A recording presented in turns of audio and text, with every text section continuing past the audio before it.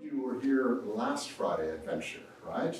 Okay, so I know this is down a little bit. I was not. Where was I? It was last Thursday during Arts Fest. Right. Friday, no, it's Friday. Right. Thursday and Wednesday I was in Virginia Beach, and Friday I was in Canada. Okay, so traveling around a little bit. So I was really sorry to miss, because it was part of Arts Fest. It's become an annual tradition here in Burns Library to host the seniors, the graduating seniors from the Creative Writing Concentration Program.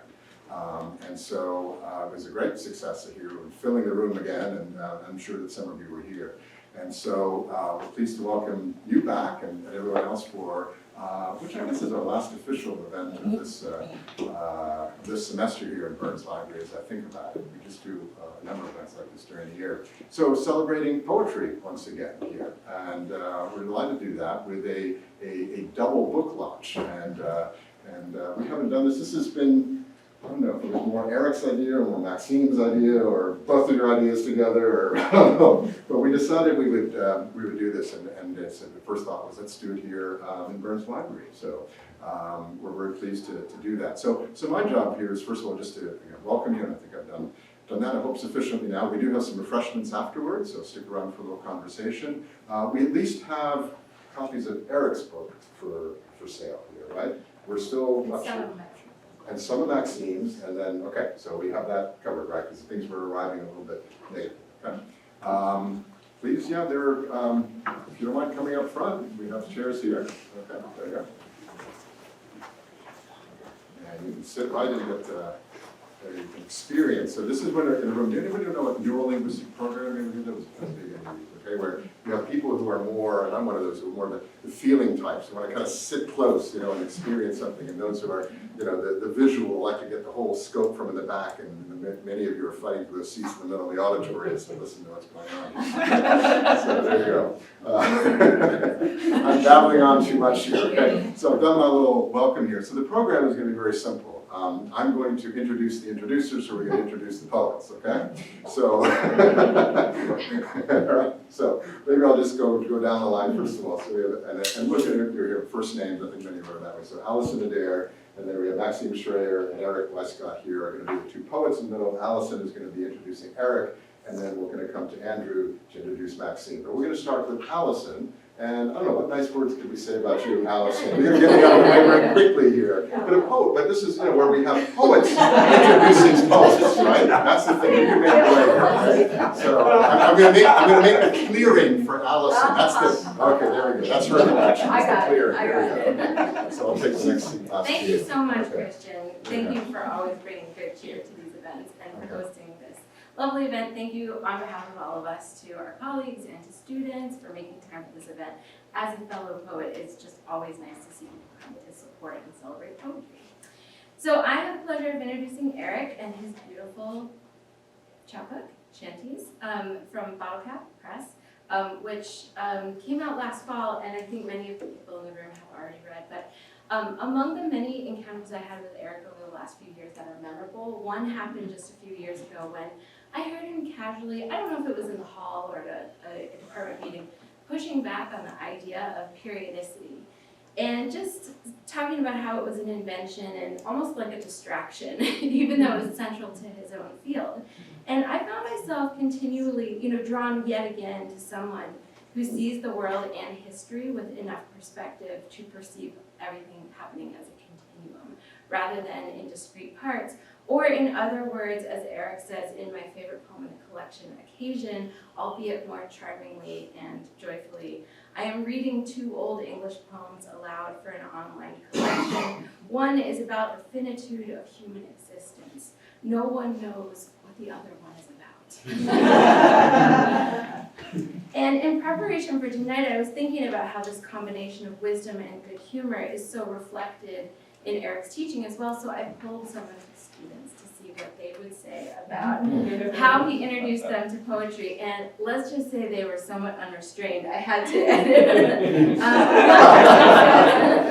One person said, I didn't want to make you blush too much. One person said, I was a little intimidated by him at first since he's such an expert in his field of study, but within the first few minutes of meeting him, he was welcoming and easy to talk to. I feel incredibly lucky that I've had the chance to be a student and work with him, since he truly goes above and beyond to help students succeed. He's furthered my interest in medieval poetry and introduced me to a whole new world of poetics and language that fascinates me. Another student said, as a deep compliment, it is not surprising that reading Chanties reminded me of my time in Intro to Brit Lit 1, the first course I took with Professor Weiskott, as they share in common the fact that they both engage with the chorale of the literary greats commanded by an adept and brilliant steward. Professor Weiskott's elegant and immersive collection of prose poems emulated for me the voyage that is the exploration of any great work of literature. I thought we should hire them as our PR people. Yeah. So, when I interviewed at BC, I remember talking to Suzanne Maxim about how BU, where I was previously, had the composition, creative writing, and English departments in different buildings. And that was a source of frustration for me. And Suzanne, I remember, shook her head and said, well, we make no such distinction. Most people do many things, and this is something that is so true of Eric. And we see his perspective, poetic and pedagogical, in Chanties itself, An American Dream, where allusions and canonical artists are placed in conversation with each other and with these poems. Speaker, Whitman, Melville, John Cage, Ben Lerner all appear in and between the lines. The speaker seems to be both deep within the worlds these artists create and hovering above them, exquisitely conscious of the miraculous act of making. The poems celebrate the day's casual sacraments as much as they interrogate historical memory, again, blurring rather than differentiating as a means of approaching truth. And I think of this not as obscuring, but blurring as a method of approach through, as he says, the fog and letting the foghorns blow. As he says, as he asks in his poem Prow, if the voyage never ends, did it happen? Yeah. Eric Weiskott.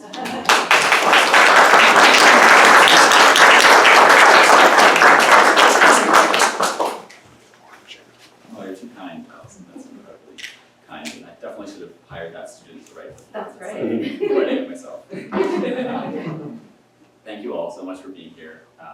Thanks to Christian for organizing and Maxime for the initial idea. It's wonderful to read alongside you. I see some folks who were also at my reading at Brooklyn Booksmith, so I'm kind of calling audible on some of the poems I read so that it's not a complete repetition for you. So I'll read from Chanties. And just a note on this sort of topic and tack. So I'm from the east end of Long Island, from a whaling village, a historical whaling village. So to me, when I think about writing poems toward the idea of a nation, the kind of cultural discourse that's available to me is Chanties, work songs, whaling culture. There's an alley called Bootlegger's Alley in my town that represents what happens after whaling, which is every whaling town becomes a bootlegging town. That was my sort of way into writing a book that could be subtitled An American Dream, thinking about the idea of the nation, but from a particular place.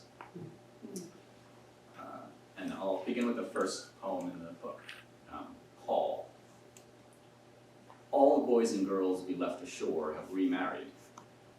A bigamy plot keeps failing to get underway. The voyage keeps doubling. The deeper we go, the darker the sky. Captain says, we narrowly missed the Walmart glacier. Now to live in the present requires tensile strength. The fish swim through centuries of garbage. The word is entanglement, as in a six-pack with the fraternity. Make sure to cut through 6 loops, 1 for each sea turtle. We have reached the midlife of our rope, the middle of the forest in the Italian poets we never read. Today's configuration of the chairs amidships. In each bunk below, 1 photograph. And most of these poems in the book, if you haven't seen it, are laid out as prose poems. So it's the form I'm increasingly interested in contemporary poetry, because as Elizabeth Willis, as my poetry teacher, says, it initially appears formless, but there's a form to a prose poem, or a prose poem finds a form.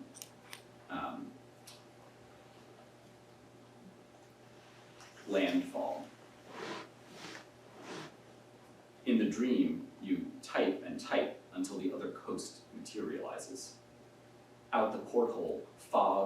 foghorn have reached a truce. What was once deleted can never be deleted again. Stroke, stroke, stroke. Gaze at the horizon if the 19th century makes you dizzy. Turn to crimson for the end of the day. Grab a pail and get to work on abstract expressions. Are you always this insufferable? In dreams, you don't have to answer that. And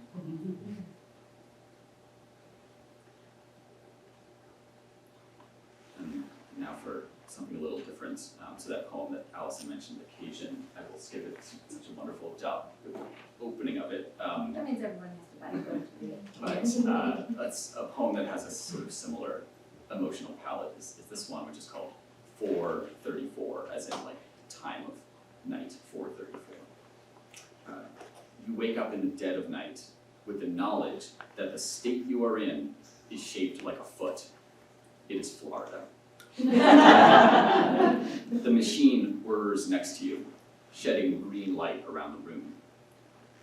The machine advertises uses for mosquito netting, infant cribs, and travel. The baby is snoozing soundly. You remember that your mother used one of these in the early 80s before you were born. That was on Long Island. They still use them in Florida. It's a cross between an air conditioner and a truck mount pesticide sprayer. Florida points south towards Cuba, the nearest place we can kick. You roll over and that's the last thing you remember.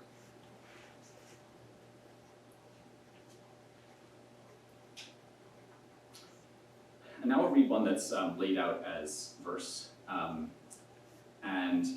I wrote this poem in Berkeley, California, and it responds to Allen Ginsberg's poem Supermarket in California, which, if you don't know, imagines shopping for groceries with Walt Whitman.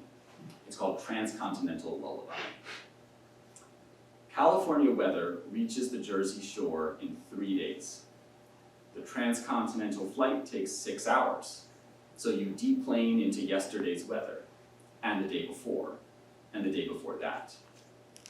It is pleasant to live in the past.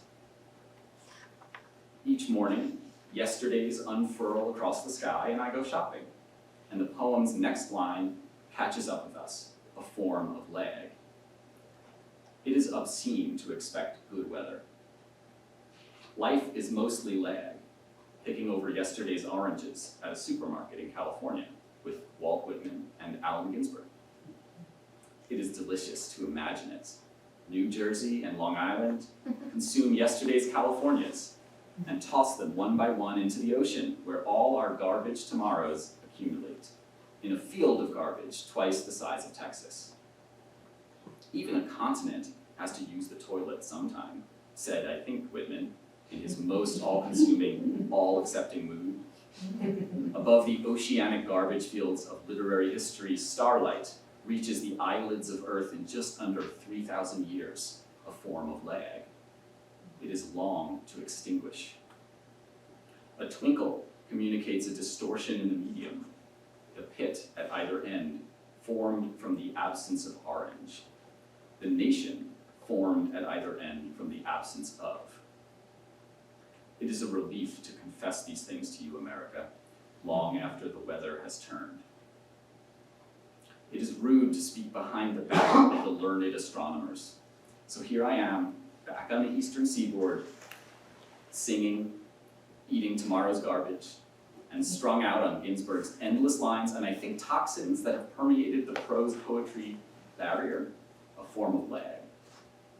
I'm writing this to you, California, a love letter from the past, addressed to the pleasant, to the planet, to the picnic. Your garbage stinks to the heavens, but it is too granular to be detected in the tiny bellies of each tiny dying sea creature in the field, in time to reprogram today's arrival from San Francisco. So I imagine an Earth with no need for otherwise useless poems, just Earth. It is delicious to imagine it, but it is long to extinguish.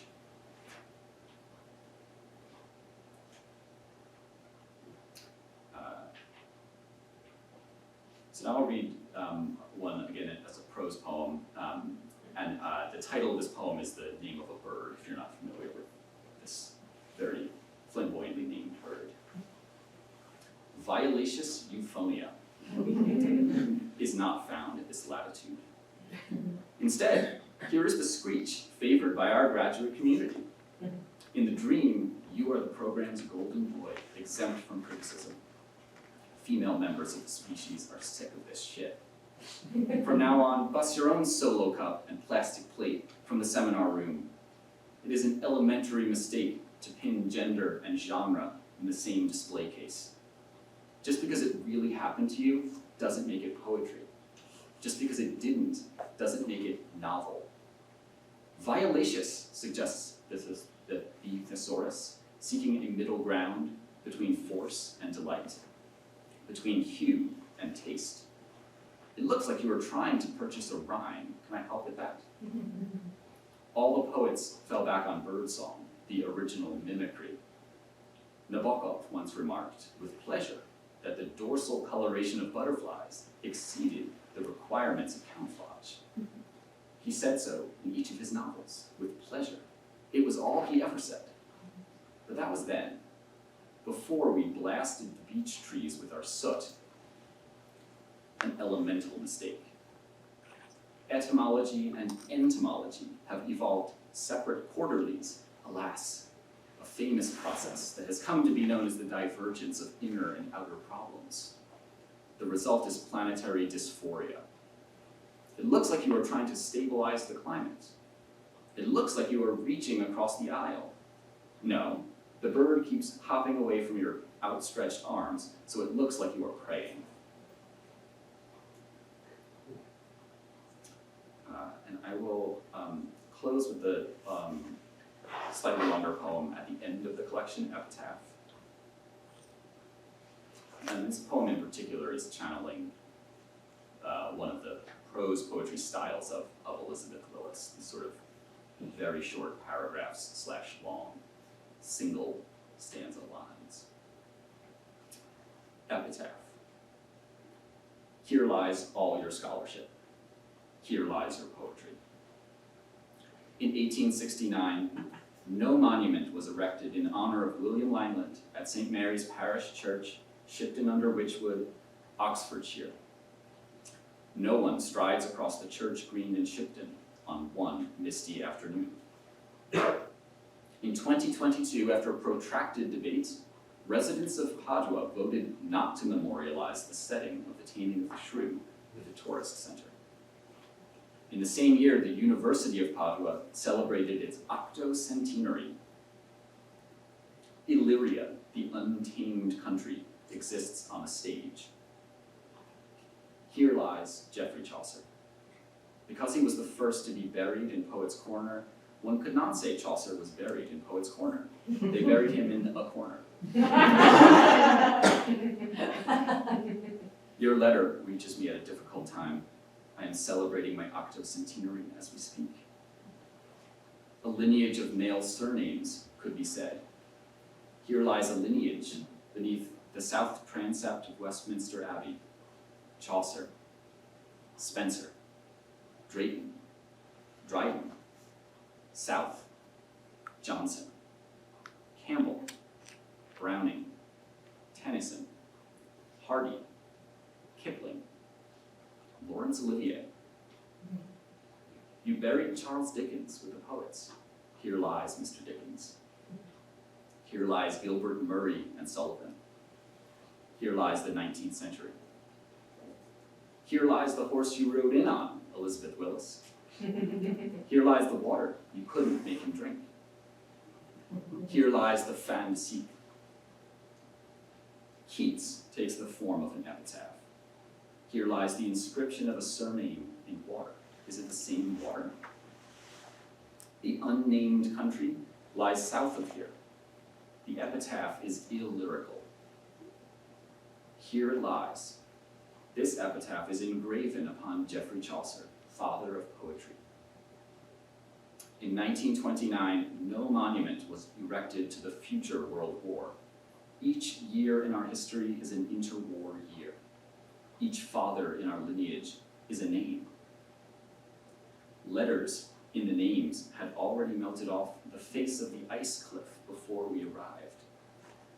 Here lies life-likeness in fiction. Here lies Roland Bart Simpson. Here lies the unknown. Following this is our post-war period. In 1869, at the intersection of First Street and South Street in Greenport, New York, not a damn thing happened. Here lies your maritime history. Here lies the North Fork of Long Island, tending northward into Sound, formerly administered by the New Haven colony. Here lies your souvenir shop. What follows is a shanty, administered by the sons of colonial subjects. Here lies your historical memory, your problematic monument to Christopher Columbus. You can bring a statue to water, but you can't make it sink. Here lies your statute. Residents voted in 2024, after a protracted debate, what follows. Thank you.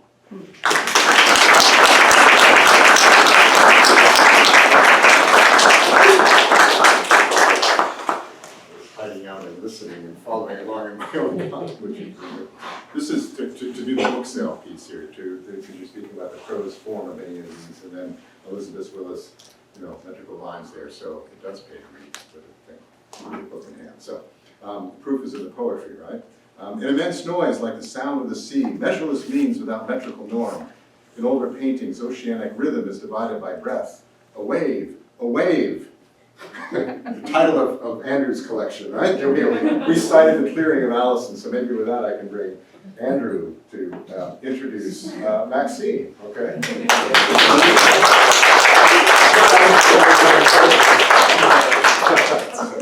Well, hi everyone. It's a great pleasure to introduce my dear friend Maxim. We've been sharing poems and talking literature for many years now. Here goes. Maxim D. Shrayer is a professor of Russian, English, and Jewish studies at Boston College, where he co-founded the Jewish Studies program. Maxim has authored and edited more than 25 books of nonfiction, criticism, fiction, poetry, and translations in English and Russian. He's translated poetry and prose by over 40 authors, many of them Jewish Russian writers, into English, and his own work has been translated into 11 languages. A distinguished scholar of Jewish Russian literature, Russian Jewry, and Soviet literature, Maxim has published extensively on émigré culture and multilingual and multicultural identities. He received a 2007 National Jewish Book Award and a 2012 Guggenheim Fellowship. Following a period of mostly writing his verse in Russian and his literary prose in English, the latter including A Russian Immigrant, 3 novellas, and the literary memoir Immigrant Baggage, Morticians, Purloined Diaries, and Other Theatrics of Exile, Maxim published his first volume of verse originally composed in English of Politics and Pandemics, Songs of a Russian Immigrant, in 2020. Kinship, the occasion we're celebrating today, along with Eric's book, is his second collection of English verse. Kinship features urgent literary dispatches from various cultural, geographical, and political front lines. The book asks, what does it feel like to be a Jewish poet with Soviet roots, living in the US at a time of war? In the pungent Russian-American Jewish world I'm inclined to name Shryerland, the poet's adopted New England can take on the lineaments of the old country in an instant, as when, in the poem Bats at Sunset, the faces of the bats magically morph into the visages of the poet's Soviet relatives, like old snapshots of the Soviet past. Or when the apples and honey that by tradition mark the Jewish New Year are sweet and also sour, like a shtetl's Main Street in the song Apples and Honey. Even the beloved dachshund of a Moscow childhood takes on 3 American incarnations, at once a nostalgic link to the lost domain and a feat of New World self-reinvention. And around every redolent corner, whether it be in Jerusalem or Cape Cod, Moscow or Estonia, memory collides kaleidoscopically with the exilic present. Thus, in Minsk Elegy, visiting a relative in a cluttered apartment in the Belarusian city of Minsk, the poet Riley observes that life can get around on broken stilts of the past. It can barely move, yet keeps at it. By turns sweet and bitter, highbrow and lowbrow, old world Russian and new world American, playful and heartrending, Kinship weaves its polyglot voices into a Jewish melody whose leitmotif is exile, but whose undercurrent is connection. Please join me in welcoming Kinship's author, Maxim Shrayer.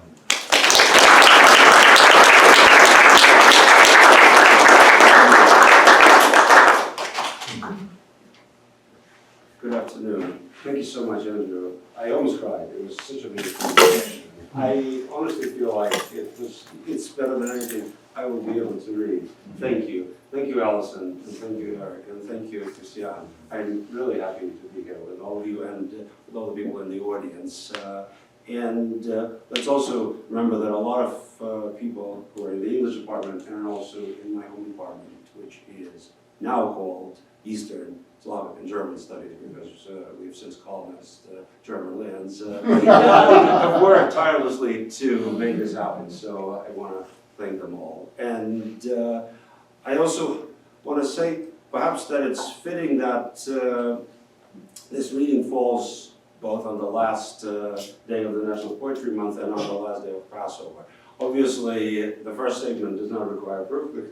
We all in poetry here, and we all hear poetry. But I don't think we necessarily think of Pesach as a holiday of poetry, because I think we're all told that Moses was kind of tongue-tied, and somehow we don't expect Moses to write poetry. But Aaron, his brother, and Miriam, his sister, are both very eloquent singers and dancers and performers. So I like to think of Passover as a holiday of poets as well. So with that in mind, Andrew really summarized the book very well, but I just want to say that paradoxically, it's probably the least Russian of my books. And it's also the first of many. It's probably the most immigrant book of everything I've written. In a way, it's the most Ukrainian book because I started writing it soon after Russia invaded Ukraine, and when the borders and boundaries of my past shifted again, and I thought a lot about the place where three of my grandparents were born, grew up, and spoke Ukrainian and Yiddish and Polish and Russian growing up. So the question of the war is very important. It is also, in some ways, both the most Jewish and the most Israeli book. And of course, it was going through page proofs when October 7th happened, and I was very tempted to make some alterations, but I did not.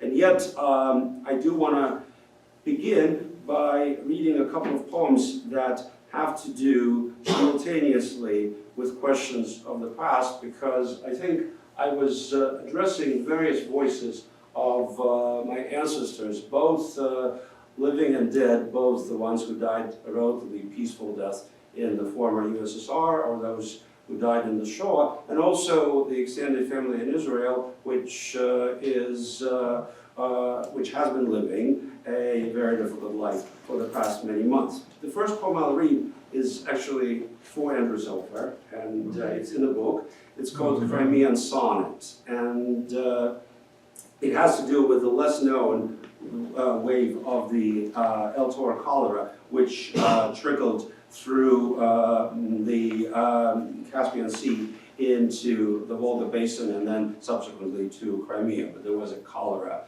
epidemic in the Soviet Union when I was a child. Crimean Sonnet. I don't recall the outbreak, just the panic.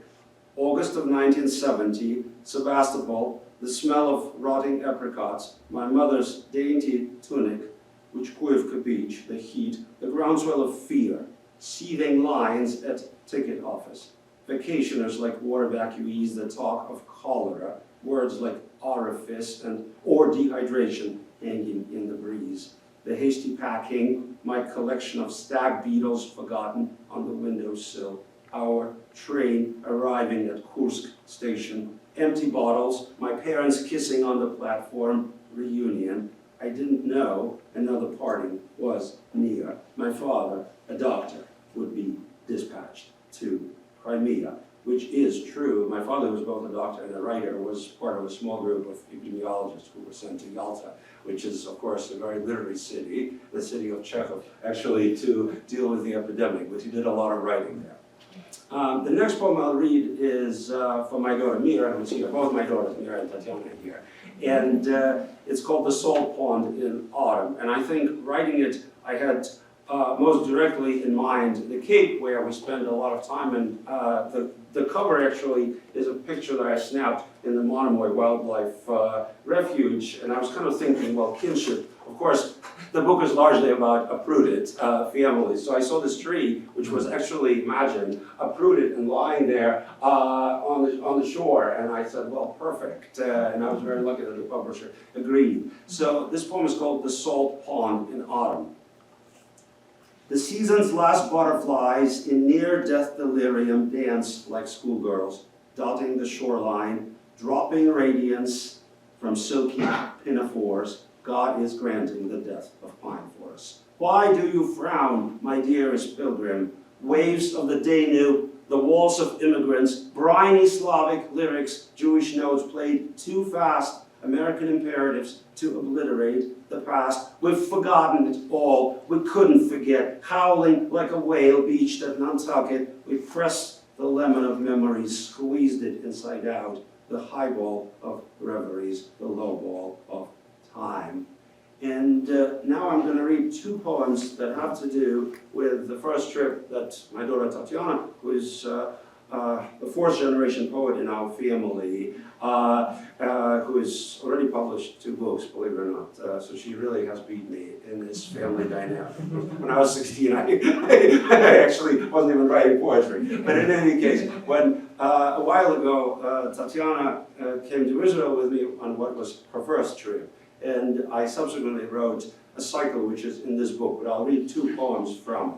The first is called Artist's Quarter in Old Jaffa. And basically the only explanation that I should give you is that for a lot of Ashkenazi Jews who came to Mandatory Palestine, of course they had either Slavic or Germanic names, there was some pressure, but also, I guess, some self-driven imperative to Hebraize their names. So in Israel, our branch became Shrayer, not Shrayer. And of course, without vowels, it's spelled virtually the same. So you kind of have to know what the name is. So that's the only thing. Artist's Quarter in Old Jaffa. The frowned forehead of Kikar Demim, a stoneware door sign, Shrayer. This used to be the home of our cousins. Such were the rules of that translingual game. In Israel, they Hebraized our name. Here lived the artist and his family.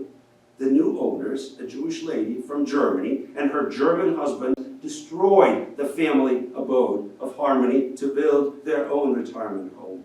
From here, one can see St. Nicholas Monastery, the Nunciature, the Al-Bacher Mosque, where fishermen's wives prayed for their husbands, and also a majestic restaurant, Aladdin. Below, warehouses and fishing boats, and further down, beaches, promenade, hotels, volleyballs, submachine guns, hips, lips, and heels, the joys and torments of every Jewish day imprinted on the sky of Tel Aviv. And the second, which is the last in this cycle, is called Wailing Wall. And the tiny bit of background to share is that if you've been to Jerusalem, to get to the Wailing Wall, to the Kotel, which is the only remaining wall of the temple, depending where you enter, but let's say you enter through Jaffa Gate, you kind of wind through the Arab Quarter. There are these winding streets. Eventually you come to this open space. In the far background, foreground, you see, of course, a huge dome, the Dome of the Rock, and then you see the Wailing Wall. And kind of when you approach, you see that most of the men are on one side and the women are on the other. And basically, the poem tells a story of walking there with a child. Wailing Wall.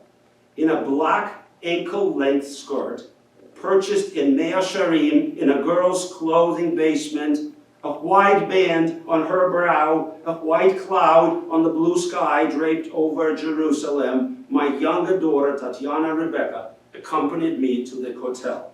When we reached the boundary where men and boys turned to the north and women and girls to the south, I'm scared to go alone, my daughter said. And I led her, a girl, a boy, a butterfly, where the pilgrims flowed. We forded the crowd, found a crevice between the time-molten stones, and inserted our notes into languages. And here I should add that this was a complete impossibility for me because, of course, to reveal what the note said would be to reveal the last thing you want to reveal. So I didn't know what to do, and I put dots. And then the publisher was very surprised, and they said, is this a mistake? Should we take them out? And I said, no, that's the whole point. These are the notes, but all they are dots. Okay, do I still have a little time? I'm kind of not keeping track. Yeah? Yeah? So basically, I'm inclined to read something that captures what I've been doing since the book was finished. And I'd like to read two very new poems that just came out in a new English journal called Off the Book, which is founded by an English writer called Susie Gordon. And her idea was basically to start a magazine which specifically opened various spaces for Jewish writing. And I gave her 4 poems. One has to do with Thomas Mann returning to Germany. And to me, it's a very Jewish poem, although it's because Thomas Mann's wife was Jewish.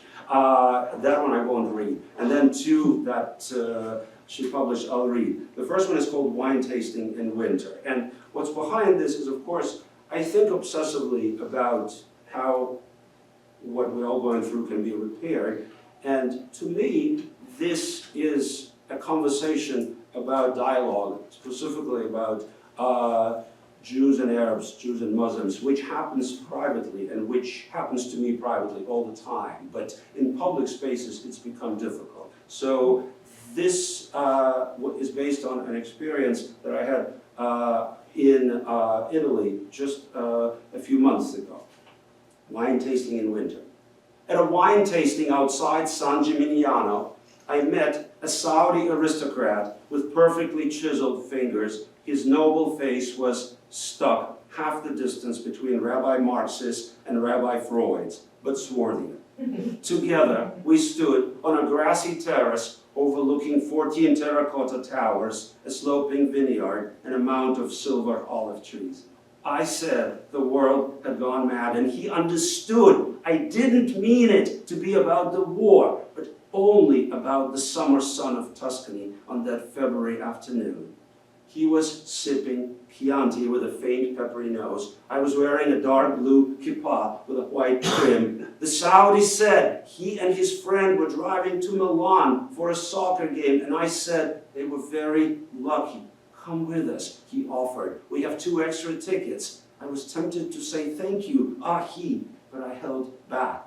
He looked away and tugged at his smoldering beard as I retreated and returned to my table, my wife and younger daughter, and my unfinished crostata made of flour, sugar, butter, and blood orange.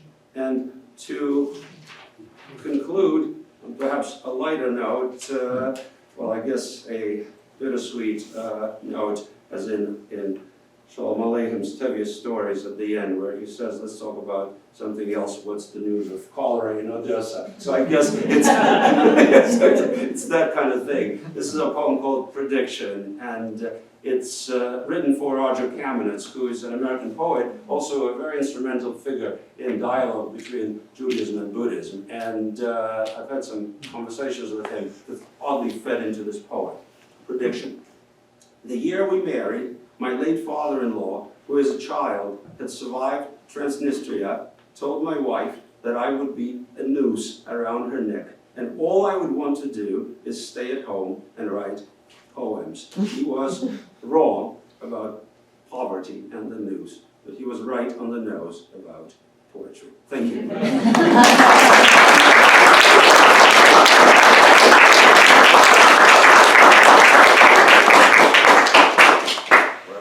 Poetry discussion with our poets, right? So I'm going to get out of the way once again, and I hope that you can all hear one another here well enough, right?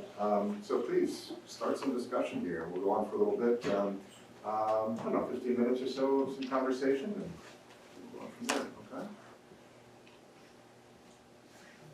You can call on daughters here if you want. There we go. Nina. I have a question for Professor Shrayer. When you talk about squeezing the lemon of life, were you referencing Nabokov, Slava, and Emzia? Honestly, by the way, this is Nina Pagani, who's a senior graduating in the English department, who, might as well brag, wrote a wonderful paper that will be published in a book of contributions by students and faculty about Nabokov, which is about Nabokov and James Joyce, and really is, I think, an amazing work. Nina, honestly, I don't know what I was thinking, because references have a way of concealing their obviousness. A number of times I've discovered, perhaps less in poetry, but certainly in fiction, that I was writing something that was an homage to a book I admired, but I had no idea I was doing that. So it's entirely possible, but physically, I very much had this image of immigrant memory, which sometimes is drained of everything that's burdensome. And for some reason, I guess I was thinking of how we squeeze lemon. I mean, I squeeze lemon, and not the way a lot of Americans squeeze lemon, in a kind of messy way, and, juice flows, and then the pits end up kind of somewhere in the palm of my hand. So, but thank you. Yeah, well, both of everything you guys did was so beautiful, so I really appreciate it. And very funny.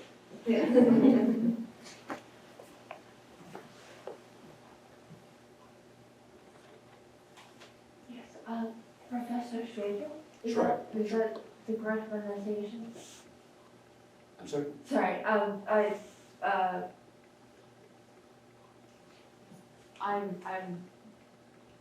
doing this so bad. I'm doing this like the worst. Sorry, just a Don't worry second. about it. Just a second. Oh God. Okay. Hello. Hi. Sorry. I was going to ask. This is probably a really bad way to start approaching a delicate subject. But to be fair, you brought it up first.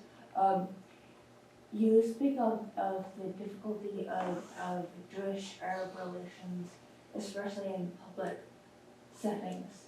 And to that point, I was wondering if you could explain further your own sort of like how you define nationhood and belonging to a nation, and how you define exile, and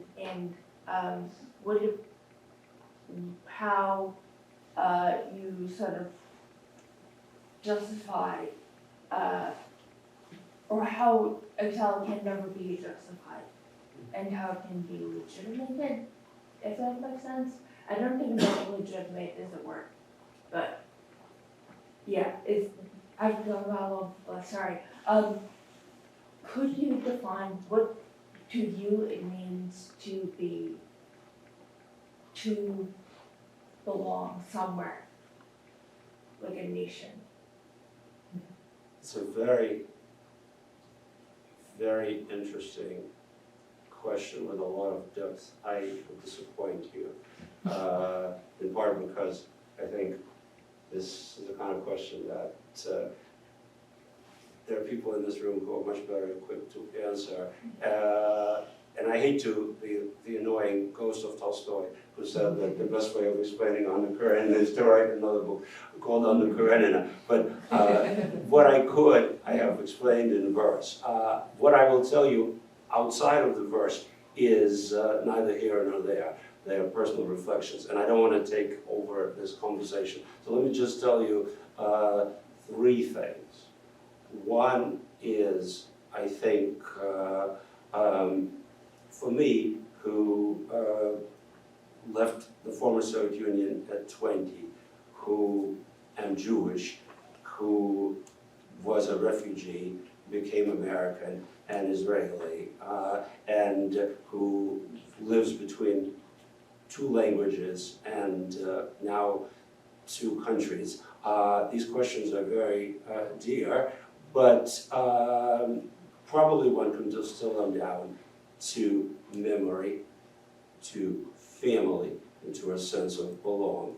And what I will finally say will probably not resonate with some people in this audience, but I do not feel the sense of belonging anywhere the way I feel it in Israel, even though it is a complex, dangerous sometimes, and to some threatening place. But to me, it is a place where certain questions I don't have to grapple with. Unfortunately, the America that I came to love has changed so much that I don't know anymore if I'll ever again feel the level of comfort that I used to feel there. I'm sorry to give you such a dour explanation, but that's where we are. Thank you. No, thank you. Thank you. I'm gonna use my moderator's privilege, I'm listening from outside the door and checking on things. I'd like Eric to answer this question, because obviously the American dream is at the heart of Chanties, so.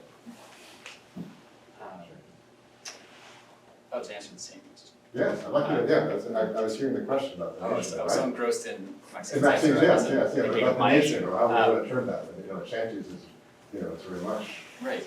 the core that's running through, whether it's from women to you, some other voices, right? I was, I guess, 2 different kinds of explanations. So as a reader of poetry, the subtitle to this book came to me late, and I was thinking of it as a response or a way of engaging Claudia Rankine's work. So she has 2 books that are an American lyric, and then a third that's an American conversation. So that in a review, Virginia Jackson calls that like a chord change, lyric, conversation, that means something in that trilogy of books. So I thought, what would it mean to do this little book, and that it's a dream, and obviously American Dream has like this other resonance that lyric and conversation don't have. So that's, as a reader of poetry, what I was thinking about, how a book can address a nation. Also, Elizabeth Willis has this book called Address that I teach often, which thinks about this a lot and has lots of sort of poems about national politics in a mode that she normally wouldn't. But then as the other part of me is, as a medievalist, I think about the nation as a kind of comparatively recent phenomenon of human organization that has obvious flaws, particularly when, as in actual lived history, at least and predominantly coming out of the West, when the nation has attached with it sort of entailments about other identity categories that are not simply citizenship. That's also what I hear in Claudia Rankine calling her book Citizen. It's like stripping down the ideology of nationalism to its most fundamental assertion, which is that to be a member of the nation is to be a citizen, and then everything else gets built atop that in various very problematic ways. So just as a medievalist, I see that the medieval Europe, for example, had tons of problems. It wasn't like some paradise, but among them wasn't this like really corrosive sense, I see it as corrosive, of a perfect match between, let's say, nation, language, other identity factors like race. I just think once those things start to become mapped onto each other, which especially happens in the 19th century, we're just set up for what we're continually seeing in the world, which is friction and violence and oppression based on mismatches between those identity categories. And medieval Europe didn't have that problem. They had all kinds of other problems, but they hadn't yet constructed this notion that those things should match the way that we do. So. We want to continue this conversation. I'm watching Allison listening intently here. Are there other people who have questions though, and are being shy, so please don't be shy. I have a question for Maxim. Hi, Marina. Hi.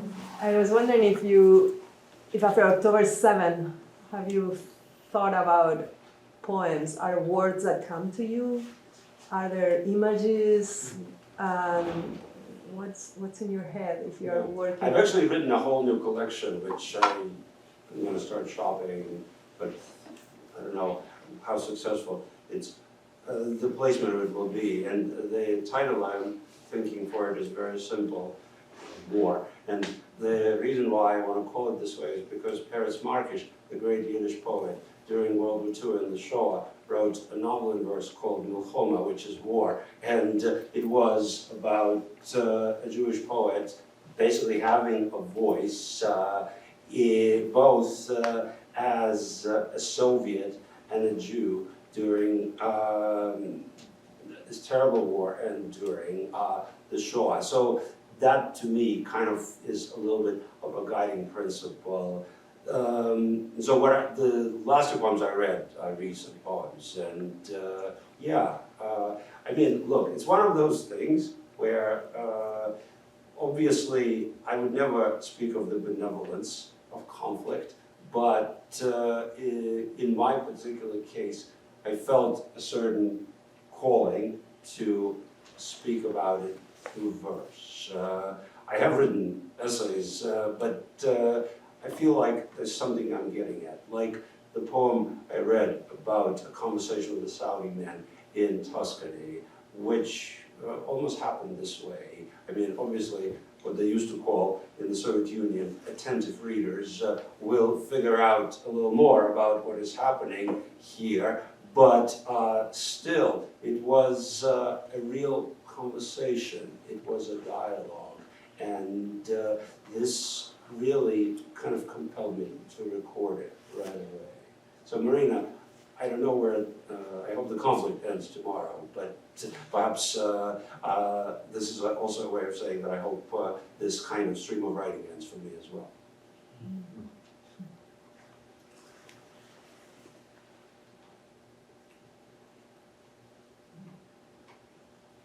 Yes, in the back, someone has a hand up. Hi, it's a question for Eric.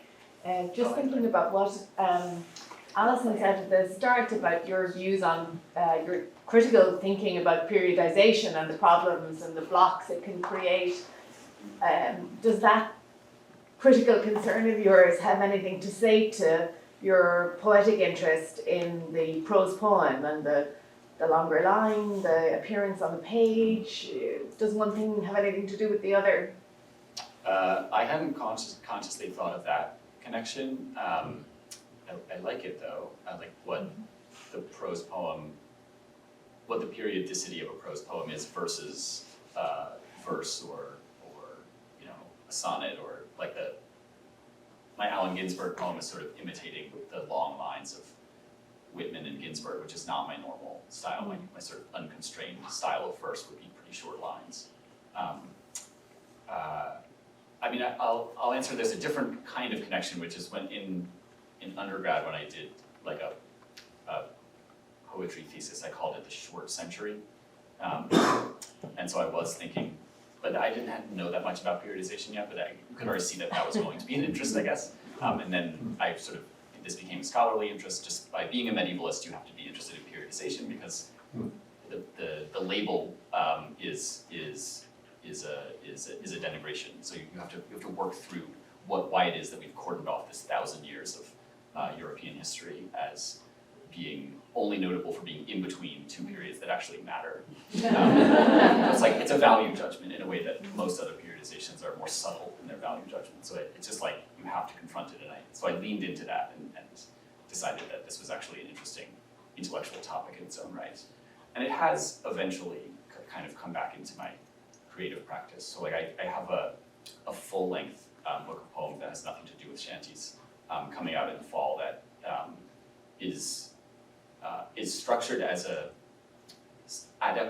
half of the poems are adaptations of a 14th century dream vision, Piers Plowman, and half are original poems, and I'm going to present them in facing page, so every page opening has one of each.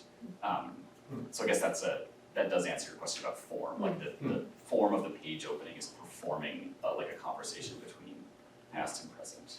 So it took me, and some of those poems are actually like much revised versions of what I wrote for my undergrad thesis, because they've been with me for a long time. Although it's coming out later, it's like the older book in my poetry poetry writing.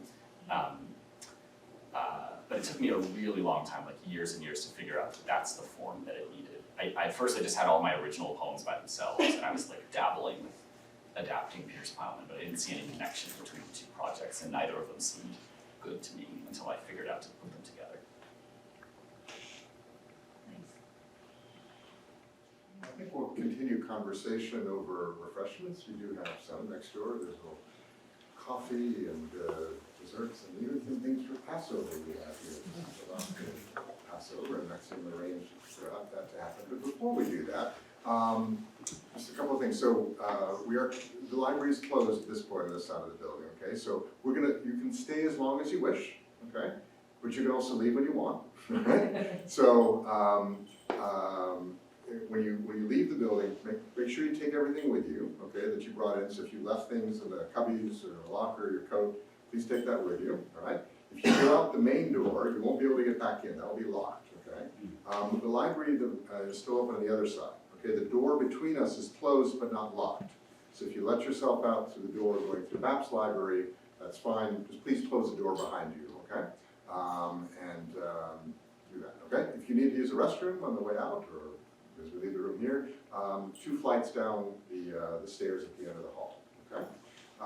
For books, there are copies of both. Yes, so Maxine, you have your collection is on the table in the corner. If you'd like to take one home with you, the proper way to do this is to approach the author, you see. And I don't know if there is some exchanging of monies or something that happens at that point. There's no bookstore sale if you're used to other events like this, okay? It could also be an opportunity to ask for an inscription on a book as well, okay? So that's how that will work. And since we're ending with poetry, I do want to, not have me speaking here last, but I'd like to have Eric and Maxine lead us out with a poem, one more from each of your collections. Okay, so it's an encore, right? And then after that, go next to work, right? Thank you. And we're going to, by the way, the Poetry Month happens every year, right? So next year, there'll be Poetry Month again, in the month of April again, right? So I think all we need to do, besides maybe thanking in anticipation before reading the poems here, is to challenge them, right? And if we can get Allison and Andrew then to publish each a volume of their own collections the next year, we can reverse this panel, okay? And then we can draw others to it in future years. We can keep this going. Okay, all right. So I just have a few new poems that I would read, not from the book.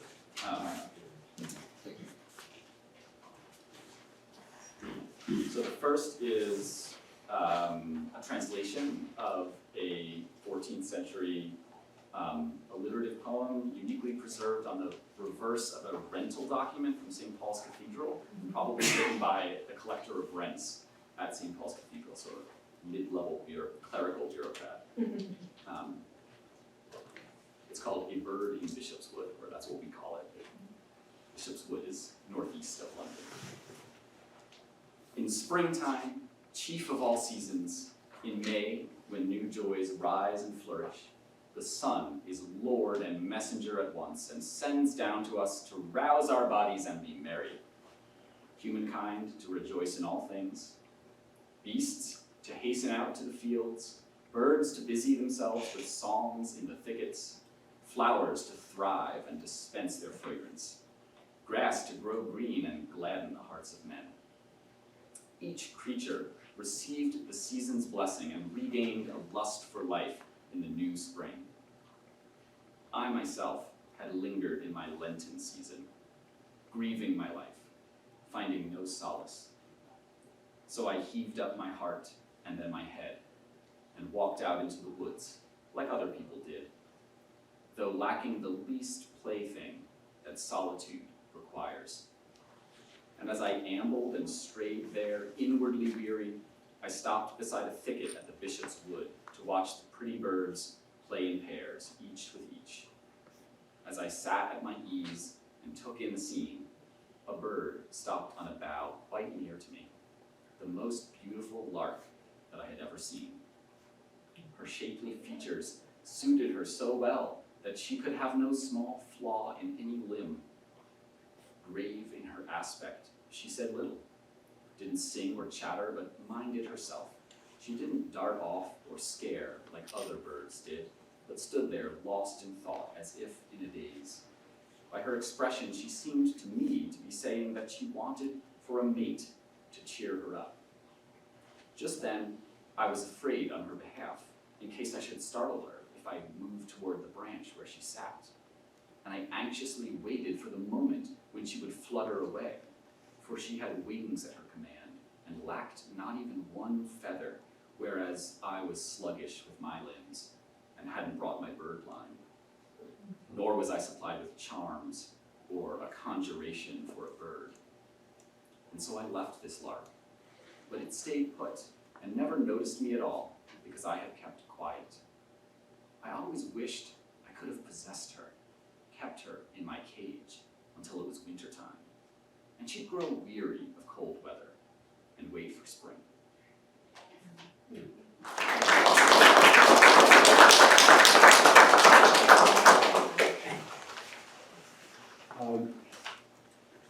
Uncannily, what I will do, in a sense, is also in conversation with another poet, and also in answer to a couple of questions I haven't answered too well, what's been on my mind. Of course, lives of poets affected, interrupted, transfixed by wars. I've been thinking a lot of Louise Gluck. She died a week after October 7th, and she was not particularly a Jewish person or a Jewish poet, but I think there's a lot there that is concealed. So she's been on my mind, and I'm going to read a short poem of hers called Anniversary, a Russian translation of that poem, and then a poem that puts these two together. They're all short. This is early Louise Gluck, Anniversary. Well, November's hit Paris again. The Times records a mean temperature of 38, bunched about the Madeleine. Flower sellers ostrich the future with their noses, rigorously immersed in stale roses, or so I remember. Incredibly, it was the 21st last week, and my affections turned out limber after all. Oh, Stephen, we would have been married now. I have still got our china, some broken and some linen, but the first I've really thought of you for months was just tonight, when, with my fork suspended, I was saying how I loved New York. So now this is Louise Gluck's poem, Anniversary of 1966, in my Russian translation. Годовщина. Что ж, and by the way, it's a very exact translation, metrically and otherwise. I don't mean to flatter myself, but just so that it's not a free translation. Годовщина. Что ж, снова ноябрь набросился на Париж. Таймс сообщает рекордные непогоды. 3 градуса на площади Мадлен. Не выстоишь, цветочники струсят, пророчат годы, утыкают носы в мякоть увядших роз. Так работает память и ремесло. Невероятно, 21-е разинуло рот на прошлой неделе, и меня совсем развезло, Стивен мой, сегодня мы были бы муж и жена, наша посуда, часть ее перебита, скатерти и белье, но за все эти месяцы я лишь сегодня одна вечером ощутила твое отсутствие. Вилка застыла в полете, воздушный росчерк. Я говорила, как я безумно люблю New York. And so now this brings it together. This is a poem called Anniversary in Memoriam, Louise Gluck. And by the way, she insisted that her name, even though it has an umlaut, is more like Gluck, but I tend to think that it's more like the name of the composer whom I also mentioned in this poem. Anniversary. Some artists die in peace, no such luck for the American poet who nearly shared her Jewish-Hungarian name with Maestro Gluck, he to whom a young genius was once compared favorably. Lethean music has since lapped over the maestro's name, while Amadeus has fared well in the waters of oblivion. Wild flowers trapped in her painterly verse and now free to bloom and wither, except the tall blue iris of her face, untapped secrets of her craft will go with her, or dither on the brink of time, such is the destiny of art. I remember a poetry reading in Cambridge, The Weather, Redshirt, Robert Pinsky, David Ferry, and Frank Bedard, known locally as the Poem Doctor, all reading by her side like aging knights still trying to win her heart. At the end, after waiting for the admirers to subside, I came up to her. What could I say she didn't already know? So perfectly beautiful, lonely, hazel-eyed, about her turns of verb that glut and glow, refusing to grow, weary of their own poetry, yet surrendering to the universal undertow. I said, Miss Gluck, I love your poem Anniversary. Which one? She asked. I have written 2 already. Thank you.